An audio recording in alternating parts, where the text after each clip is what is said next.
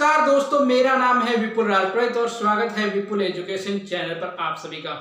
दोस्तों, रीट शिक्षक भर्ती 2020 में एसएस की स्पेशल क्लासेज में यूनिट नंबर 2 और 2 में चल रहा है मौर्य काल। और मौर्य काल में आज हम मौर्य प्रशासन पढ़ेंगे। हाँ दोस्तों, हमने जो जितने भी मौर्य सम्राट थे उनके बारे में अध्ययन कर लिया है। आज हम मौर्य प्रशासन के बारे में अध्ययन करेंगे।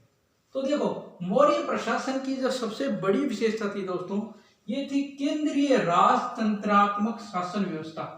यानी सेंटर के अंदर सेंटर के पास पूरा पावर था। यानी जो केंद्रीय राजतंत्रात्मक शासन व्यवस्था थी, यानी केंद्र के पास पूरा का पूरा शासन व्यवस्था थी। पहली बार भारत राजनीतिक एकता के सूत्र में बंधा। यानी प्रथम बार भारत में ऐसा हुआ कि भारत राजनीतिक एकता के सूत्र में बंधा। यानी भारत में राजनीतिक एकता आई थी प्रथम बार। किस समय? मौर्य साम्राज्य के समय भारत में प्रथम बार केंद्रीय प्रशासन की भी शुरुआत हुई। यानी भारत में पहली बार केंद्रीय प्रशासन की शुरुआत कब हुई? मौर्य काल में। अर्थव्यवस्था पर सर्वाधिक राजकीय नियंत्रण था। यानी जो पूंजी थी, अर्थव्यवस्था थी, उस पर सारा का सारा जो नियंत्रण था वो किसका था मित्रों? राज यानी गवर्नमेंट का था। कौटिल्य को आप जानते हो, चाणक्य, इनके ग्रंथ का नाम है अर्थशास्त्र। इन्होंने मौर्यकालीन राजनीतिक व्यवस्था की जानकारी हमें कहां से मिलती है? अर्थशास्त्र से मिलती है। यानी मौर्यकालीन जो राजनीतिक व्यवस्था है इसकी सर्वाधिक जानकारी अर्थशास्त्र से मिलती है।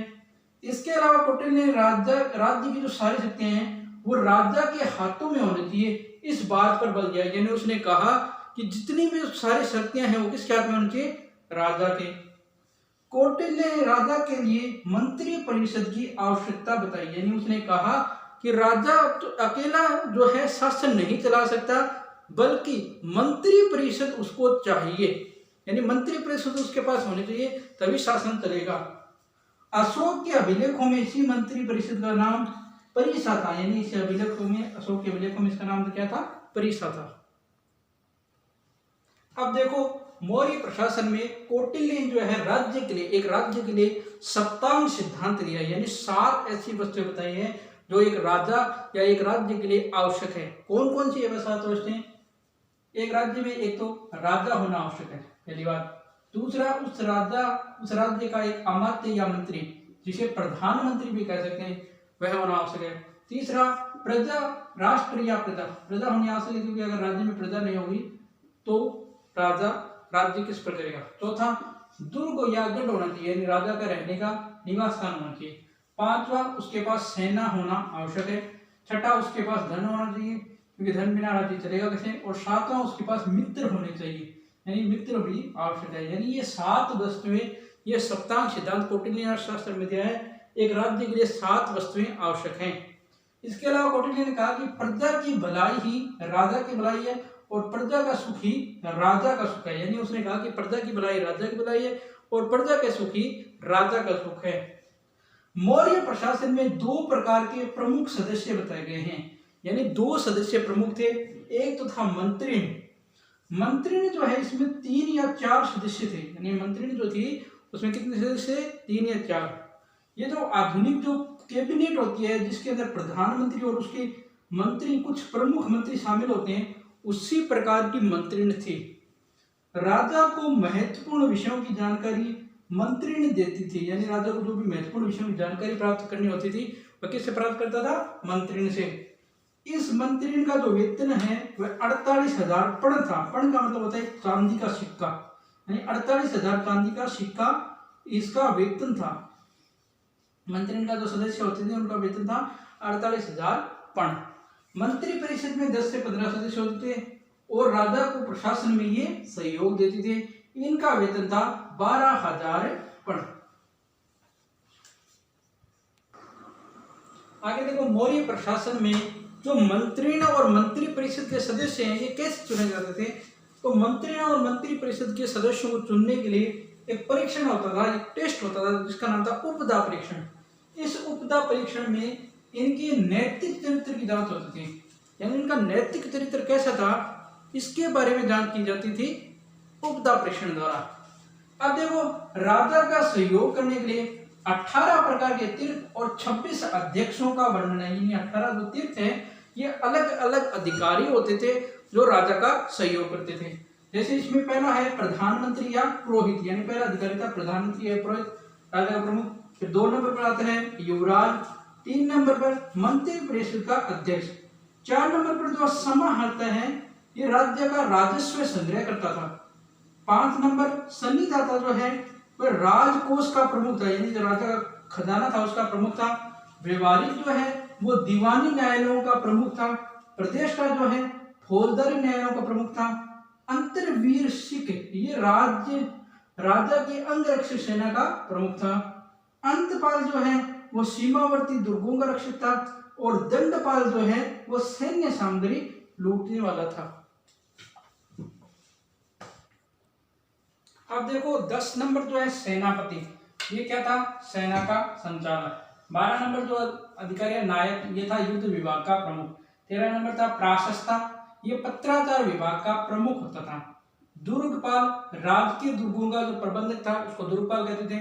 देवारी राजमहलों का प्रमुख था। आठवीं वन विभाग का प्रमुख था। क्रांतिक उद्योग धंधों का प्रमुख था और नागरिक नगर का प्रमुख था।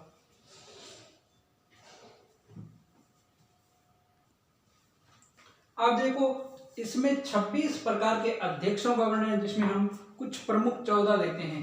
जैसे पहला है सीता अध्यक्ष, राज की जो भूमि होती थी उसको सीता कहते थे मौर्य काल में, और उसका जो अध्यक्ष था वो सीता अध्यक्ष। विवता अध्यक्ष यानी जो चरागाह भूमि होती थी उसका अध्यक्ष था विवता अध्यक्ष। वस्त्र विभाग के अध्यक्ष को कहते थे सूत्राध्यक्ष। बूचड़खाने के अध्यक्ष को सोनाध्यक्ष। आबकारी विभाग के अध्यक्ष को सुराध्यक्ष। खनिज विभाग के अध्यक्ष को अक्रा अध्यक्ष।